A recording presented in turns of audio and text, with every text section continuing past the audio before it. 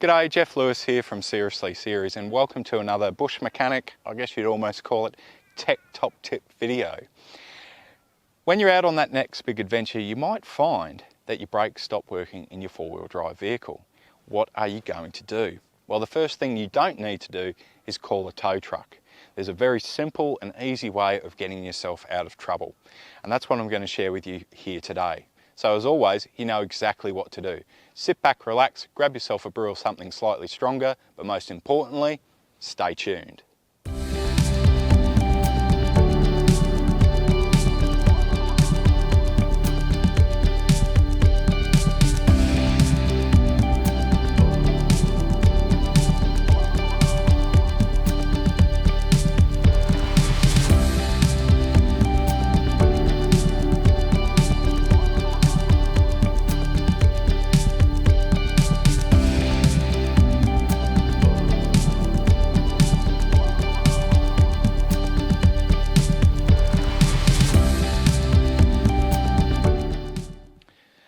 So this is something that can happen to any vehicle out there.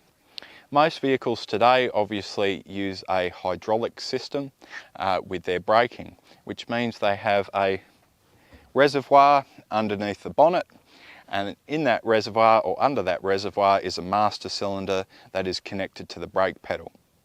When you push that brake pedal, that pushes out the brake fluid that then goes to every given wheel, and in that wheel, or in that hub assembly, there is a slave cylinder, because that cylinder is helping the master cylinder, hence the term slave cylinder.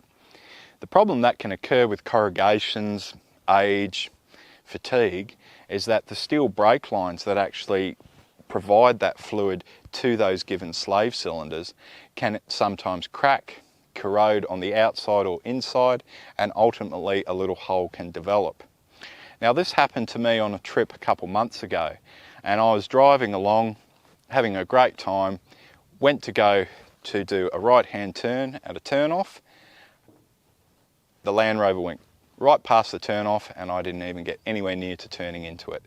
What had happened on closer inspection is one of the brake lines, the steel brake lines, had corroded on the outside and started rusting a little bit. And the air intake pipe had been rubbing up against this rust, slowly rubbing the rust off and exposing, obviously, the corroded line a little bit more with each rub. Now, a pinhole had developed, so when I actually pushed my foot down on the brake pedal, all the brake fluid came out of the brake line, didn't it? That it did. Now, some of you might think, you know, brakes are pretty much like a garnish on a salad. You don't really need them. And look, on an old bush track you can probably get away with no brakes, but certainly on a road you want to have brakes, just that security and assurance. So I was out in the middle of nowhere, and what was I going to do?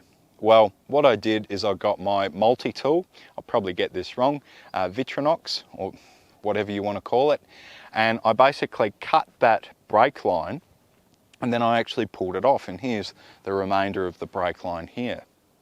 So I pulled the brake line off, and then what I did is I actually got a rock and a punch, and I flattened it out, getting the punch, or having a rock underneath, punch and a rock on top of the punch, using it as a hammer, and then I flattened it out and crimped it off.